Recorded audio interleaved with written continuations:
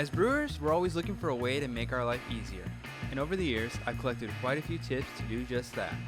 Today, I'm bringing you 5 super easy hacks to help simplify your brews. I'm TheBruSho, and this is TheBruSho. Let's hack homebrewing.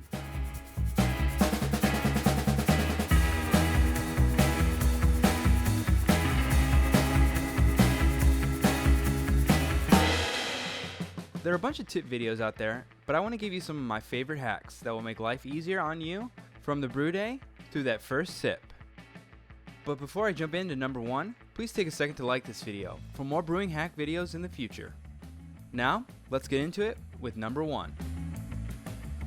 From kettles to fermenters, I'm putting spigots on anything I can so that I never need to use an auto siphon again. It makes transferring the liquid around much easier, and I have less equipment to clean and worry about. Also, the spigot gives me a chance to take small samples without having to open the fermenter, potentially risking oxygen exposure or some infection.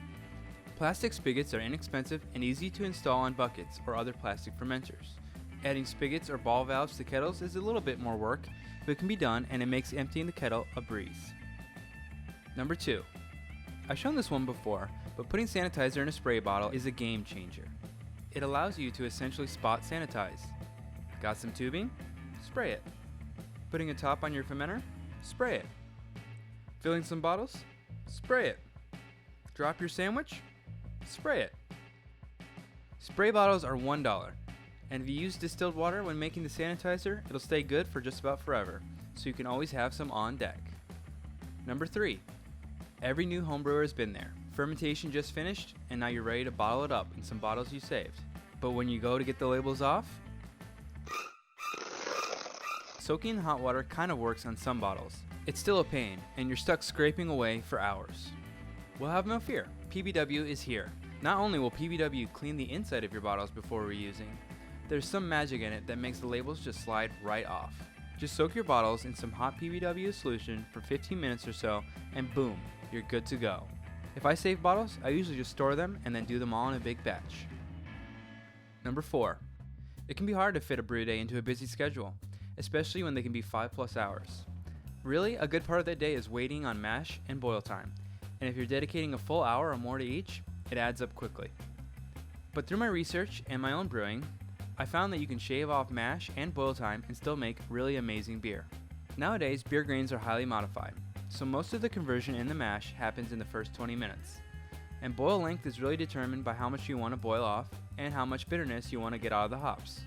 Reducing the mash length will likely drop some efficiency, but you can always add a little more grains to make up the difference. And shortening boil time might mean less bitterness from the hops, but you can always add a few more hop pellets to bump it up. Seriously, give it a try next brew. Just reduce those times by a little bit.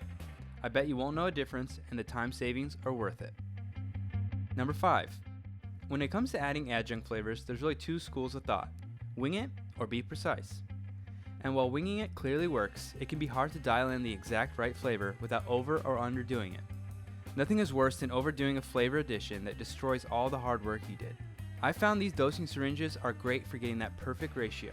I just pull a few equal samples of my drink, and then using the syringe, I can measure out exact milliliters of the tincture or extract to dose the samples with. Then when I find the perfect dose, I just scale it up to the rest of the batch. No more winging it.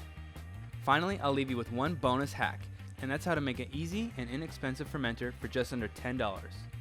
Having a small fermenter for experimental batches or testing new recipes is one of the greatest ways to improve your skills as a brewer. So if you want to know more about how to make a simple fermenter, be sure to check out my video on it. So there you have it, 5 simple hacks that can save you time and make brew life easier for you. I'd love to know, which of these hacks is your favorite?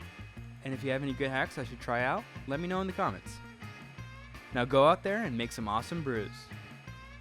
Thanks for watching, and if you haven't, hit the subscribe button to stay up to date on all the latest that's happening on TheBruSho. And while you're here, check out some of my other videos.